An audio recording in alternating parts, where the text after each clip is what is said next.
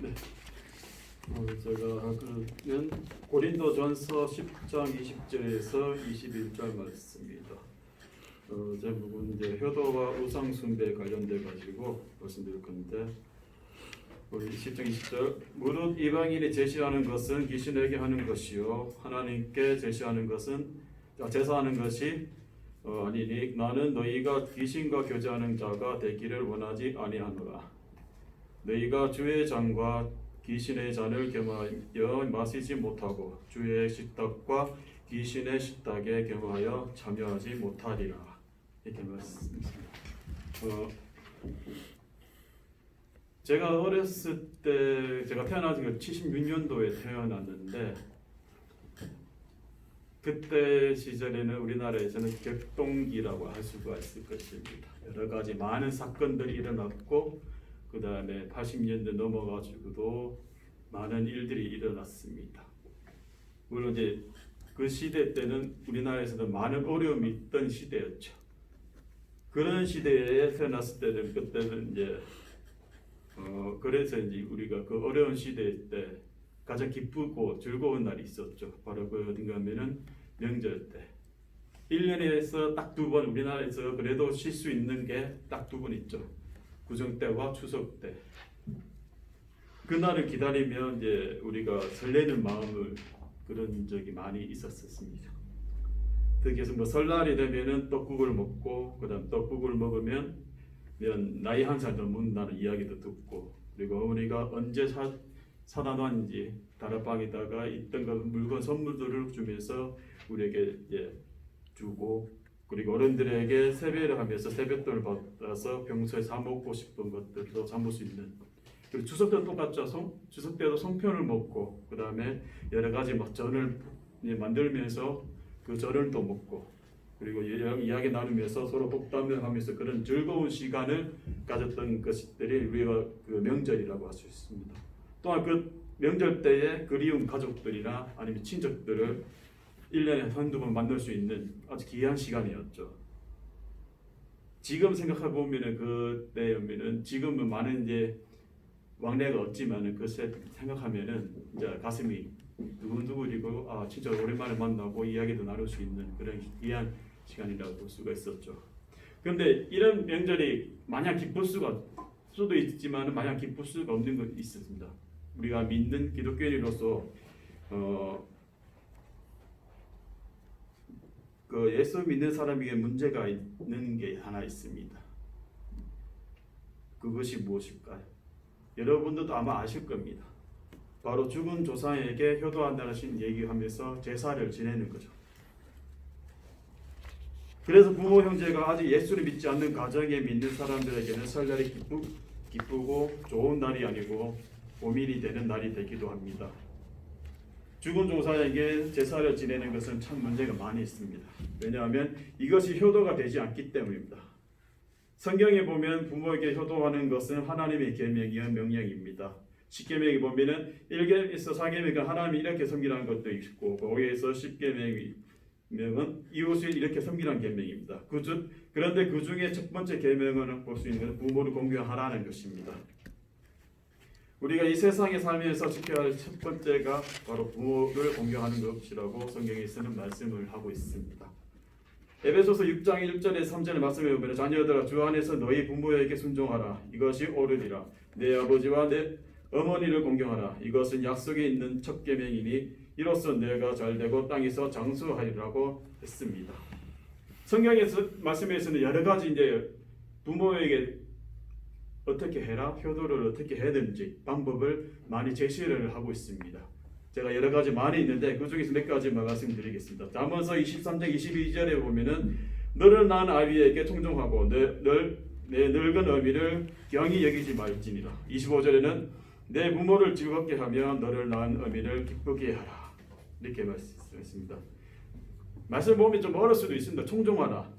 그 말씀 들으라는 것이에요. 전화를 자주 하고 얘기 듣고, 그리고 부모님이 늙었다고 경히 여기지 말라. 저 사람 늙었구나. 늙어서 왜 지금 말을 얘기해? 이런 식으로 말할 수가 있습니다. 그러나 그렇게 하지 말라는 것이죠.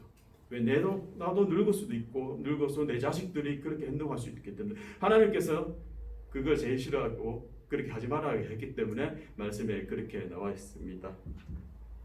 또 성경에는 효도가 부모를 즐겁고 기쁘게 해드리는 것이라고 구체적으로 가르치고 있습니다. 잠언서 17장 25절에는 보면은 미련한 아들은 그 아비의 근심이 되고 그 어미의 고통이 되니라.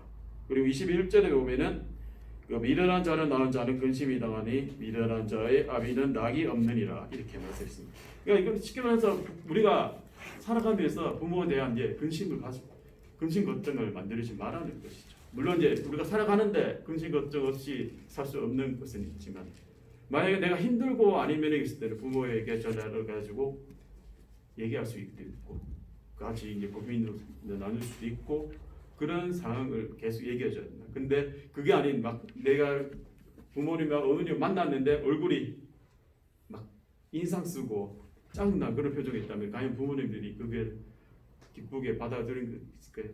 아니죠. 너 무슨 일이 있니? 아니면 뭐 있나? 그러면 부모님들은 걱정을 하고 또 헤어지면은 계속 전화해가지고 안부도 물어보고 하기 때문에 부모에 대한 걱정거리를 만들지 않도록 우리가 최선 노력을 해야 된다는 것이 성경에서 말씀하신 겁니다. 잠언서 30장 17절에 보면 아비를 조롱하며 어미 순종하기를 싫어하는 자의 눈은 골짜기에 까마귀에 조이고 독수리 새끼에 먹히니라. 이 말씀은 저주의 말씀을 하시고 있죠. 부모에 대해 공경하지 않으면은 아비를 조롱하고 어미를 순종하지 않으면은 구약시대 때는 그 시신들은 골짜기에 버리고 그 까마귀들과 족술이 와서 쪼아먹는 그런 일이 있다고 합니다. 출애굽 21장 15절에는 자기 아버지나 어머니 치는 자는 반드시 죽을지니라. 그리고 17절에는 자기의 아버지나 어머니를 저주하는 자는 반드시 죽일지라. 이랬듯이 계속 제가 말씀드리면 성경의 말씀 보면은 부모에 대한 공경하지 않으면은 부모에 대한 조롱하고 그 다음에 순종하지 않으면은 구약시대 때 이때는 어떻게 되는지를 말씀을 통해서 우리에게 보여주고 있습니다. 이게 그냥 구약시대 때의 말씀, 구약시대에 했거나 현대에 뭘 개혁했나? 그건 모릅니다. 알 수가 없습니다. 그거는 어떻게 될지는. 설사 우리가 여기서 죄를 안 받는다. 우리는 있잖아요. 내가 이렇게 행동해가지고 내 부모한테 좀 안 좋게 행동하고 이렇게 하면은 나중에 내 자식들이 똑같은 행동을 할 수도 있지 않을까 그렇게 저는 생각을 하거든요. 그렇기 때문에 우리가 살아가면서 우리 부모에 대한 공경은 하나도 아니고 열도 아니고 우리가 계속 해가지고 부모님이 돌아가실 때까지 이 세상에서 하나님 나라 갔을 때까지는 우리는 공경을 하면서 부모를 공경하면서 살아가야 될 것 같습니다. 이 세상에 어느 종교에도 기독교처럼 이렇게 효도에 관련돼 가지고는 많은 강조하는 종교는 아마 없을 것입니다. 물론 불교 이슬람에서 저는 잘 모르겠지만 불교에서도 효도에 관련돼서 많은 이야기 있고 많은 설화도 있겠지만은 그래도 말씀에서 이렇게 강화 보조로 그 다음에 여러 가지 한 곳에 아닌 출애굽이든 아니면 레위기든 아니면 다른 곳에든 성경 말씀들 신약에서도 부모에 대한 공경이 많은 말씀을 전하고 있습니다. 기독교는 효도를 얼마나 중요하게 여기는지 모릅니다. 효도하는 것을 반대하는 것이 아니라 다만 죽은 조상에게 제사하는 것이 효도가 되지 않기 때문에 제사를 반대하는 것이라고 볼 수가 있습니다. 그것이 참 효도라면 만약에 제사가 진짜 참 효도라면 매일 제사를 지내야 되죠. 힌두교에 보면은 힌두에서 보면은 자기 집에다가 그 신상을 놓고 그다음 물론 미얀마나 베트남이나 보다 불교에서도 자기 신상을 매일 아침마다 향을 붓고 그런 식으로 매일 그렇게 해야 되는 거죠. 만약 그게 효도고 그러면 하나 예를 들어서 말씀드리겠습니다. 어떤 부자가 있었습니다. 늙은 어머니는 중풍으로 쓰러지고 치매까지 걸렸습니다. 그래서 이 어머니는 집에 있으면 대소변을 가리지 못합니다. 집에다 오물을 버리고 막 벽에다 똥을 해가지고 바르고 저도 그런 것을 많이 봤거든요. 일을 하면서도 어르신들 보면은 똥을 이제 그냥 차라리 벽에 바르면 다행이에요. 근데 그걸 아니니까 자기 입으로도 받을 수도 있고 하기 때문에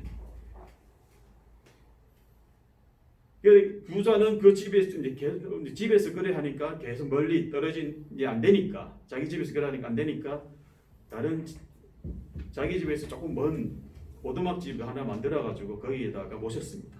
그리고 이해하는 사람들을 보고 아침마다 아니면 점심 하고 아침 점심 저녁 매일 그렇게 밥만 주고 가다 주라고 그렇게 이야기를 하였습니다. 치매라는 게 완전히 정신이 나가는 거 아닙니다. 중간중간에 보면은 딱 제정신으로 돌아올 때가 있습니다. 자기가 정신을 나갔다가 되돌아왔을 때 가족이 없고 다른 이상한 사람이 와가지고 밥만 주고 가버리고 이야기도 안 해주고 그랬으면은 그 부분에 얼마나 힘들었을까요? 우울증도 많이 나오겠죠. 그리고 고독이 심하겠죠. 이런 거 보면 진짜 하나의 그 감옥소에서 개인 독방에다가 갇혀놓고 밥만 주는 그런 것 같은 공모시키는 것 똑같은 그런 행동이죠. 그래서 나중에는 굶어서인지 병들어서 그랬는지 어머니가 돌아가시니 이 부자는 돼지도 잡고 소도 잡으면서 어마어마한 규모의 장례식을 치르자 장례식이 온 동네 잔치가 되었습니다. 그러니까 사람들은 얘기를 하죠. 아, 효자구나. 돌아가신 아버지 어머니에게 이렇게 큰 장례를 치러주는구나. 과연 이게 좋은 걸까요? 이거 저는 살아 계실 때 부모님한테 그렇게 해야 되는데 돌아가시니까 이래 하면은 의 보면은 야, 잘 돌아갔다, 잘 돌아가셨다 이렇게 생각할 수도 있고, 이렇게 이제 주위에 있는 사람들 보면은 아, 효도다 잘하는구나 그렇게 얘기를 할 수가 있을 겁니다. 이게 우리나라의 문화라고 볼 수가 있습니다. 잘못된 문화죠. 그런 것을 효도라고 볼 수가 없습니다. 효도는 아까 얘기한 것처럼 살아 계실 때 해야 될 우리가 의무이자 우리가 해야 할 일입니다. 여러분이 생각하실 때 과연 죽은 조상이 제사상이 딱 차려져 가지고 거기에다가 와가지고 내 잘 먹을게 하면서 이렇게 과연 그렇게 먹을까요? 죽은 조상에게 절을 한다고 해가지고 그 사람들이 죽은 사람들이 아우 고맙다. 너 역시 나한테 해주는구나. 과연 그럴까요? 모릅니다. 한 친구가 있었습니다. 그 집안은 예수를 믿지 않는 집안입니다. 그 친구는 예수 믿은 후에 제사 자리에 가지도 않았고 절도 하지 않았습니다. 그러자 할머님이 얘기를 합니다. 너는 내가 죽어도 절도 안 할 놈이라고. 그렇게 크게 놓아줬죠.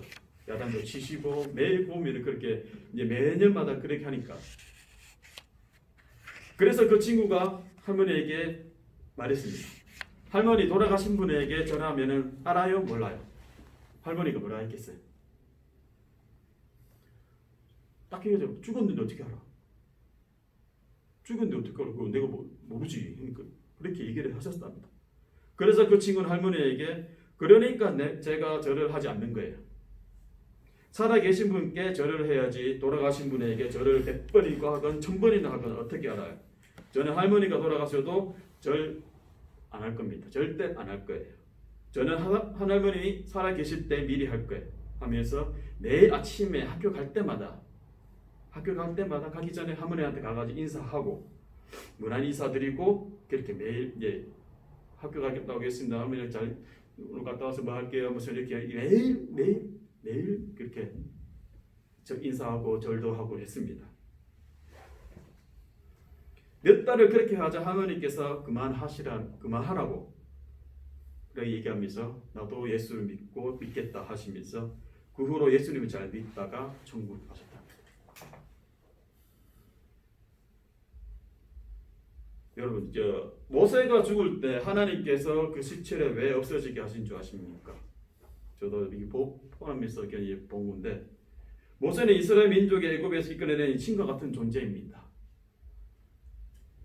만약에 모세의 시체가 장사 지내고 무덤이 있으면, 아주 큰 무덤이 있었으면 어마하게 크게 지었을 거고 요란하게 했을 것이고, 그리고 그 앞에 제사를 지내고 절을 했을 수도 있을 겁니다. 그 시대 때는. 그래서 하나님께서는 모세에게는 시체가 없어지게 하신 것입니다. 그러니까 시신은 뭐 사라진 거죠. 죽은 상태에서 사라진 것이 아니다. 하나님께서 같이 그렇습니다. 이게 제사 말하는 게 우리가 말하고 이게 한국에서 말하는 제사가 이게 참 어휘가 좀 그렇거든요. 오직 제사는 하나님께만 드리는 제사들입니다. 하나님께만 드려야 됩니다. 제사는 누구에도 지내면 안 되는 것입니다. 제사를 지낼 때 음식을 차려놓고 절을 한다든지, 나무 밑에서 냉수를 떠놓고 절을 한다든지, 우상을 만들어 놓고 절을 한다든지 하는 것은 모두 다 스스로 쏟는 것입니다. 그 음식이, 그리고 그 나무가, 그 우상이 알까요? 그것들이 생명이 있을까요? 그 또 인격이 있을까요? 그것들은 전부 인간들이 만든 것뿐이지 그것이 무슨 힘이 있다고 그 앞에 절을 해야 됩니까 우리가? 자, 박승희 전사, 지금부터 남은 부분은 요것만 그대로 한번 또박또박 한번 읽어보세요. 뒷장부터? 이사야 44장부터 또박또박에? 다른 말 하지 말고 한번 읽어보세요. 끝까지. 예. 설교한다고 생각하고 읽으라는 거예요. 그냥 읽는 게 아니고. 예. 다른 설명 필요 없이 한번 읽어보세요. 또박또박. 예. 이사야 44장에 보면 우상 숭배가 얼마나 어리석은 일인지 설명했습니다. 그 4장 44장 13절에서 20절까지 말씀인데, 목공은 줄을 늘여 죄고 붓으로 긋고 대패로 밀고 고선자로 그어 그 사람의 아름다움을 따라 사람의 모양을 만들어 집에 두게 하며, 그는 자기를 위하여 백향목에 매며 디르사 나무와 상수리 나무를 취하며 숲의 나무들 가운데서 자기를 위하여 한 나무를 정하며 나무를 심고 비를 맞고 자라게 하느니라. 이 나무는 사람이 땔감을 삼는 것이 그가 그것을 가지고 자기 몸을 덮기도 하고 불을 피워 떡을 굽기도 하고 신상을 만들어 겸비하며 우상을 만들고 그 앞에 엎드리기도 하는구나. 그 중에 절반은 불에 사르고 그 절반으로는 고기를 구워 먹고 배불리며 또 그 몸을 덮게 하여 이르기를 아하 따뜻하다 내가 불을 보았구나 하면서 그 나머지로 신상 곧 자기의 우상을 만들고 그 앞에 엎드려 겸비하여 그것에게 기도하여 이르기를 너는 나의 신이니 나를 구원하라 하는도다.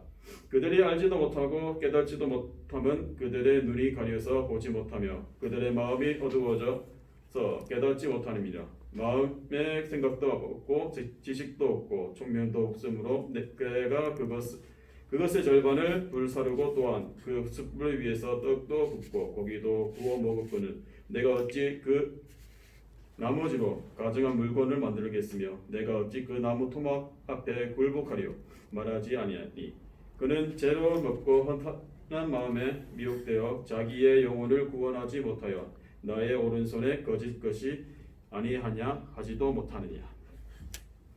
땔감으로 쓰는 나무인데 자기가 만들어 놓고 그것을 신이라고 하는 것이 얼마나 어리석습니까?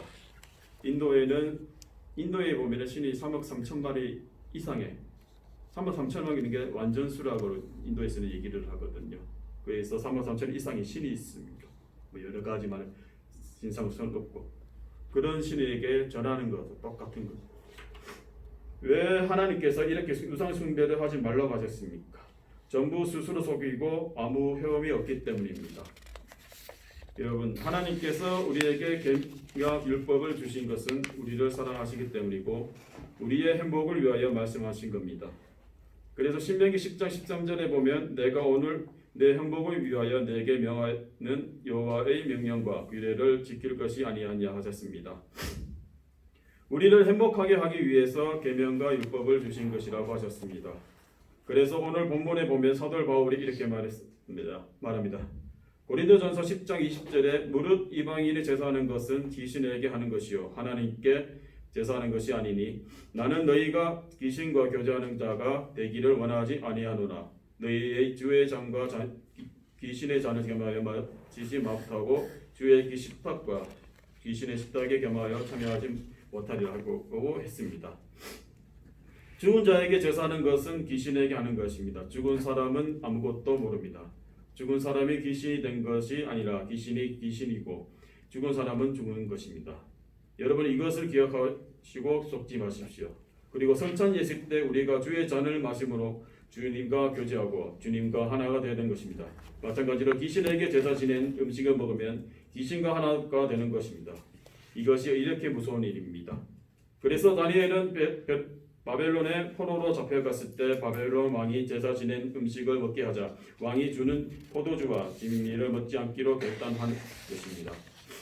다니엘은 그것을 먹으니 아예 죽기로 작정을 한 것입니다. 민수기 25장에 보면 이스라엘 백성이 시딤에 갔을 때 마치 모압 사람들이 죽은 조상에게 제사를 지내고 있었습니다. 먹을 것을 차려놓고 제사를 지내니까 이 어리석은 이스라엘 백성들이 그곳에 가서 음식을 얻어먹고 절도 하고 그것에 음란한 여인들과 음란한 짓을 했습니다. 그래서 하나님의 진노가 임하는데 그때 전염병이 돌아서 24,000명이 죽었고 라고 성경에 기록되어 있습니다. 여러분 우리는 우상 앞에 절하지도 말고 재물을 먹지 말아야 합니다. 이것을 꼭 기억하셔야 합니다. 잠깐만요.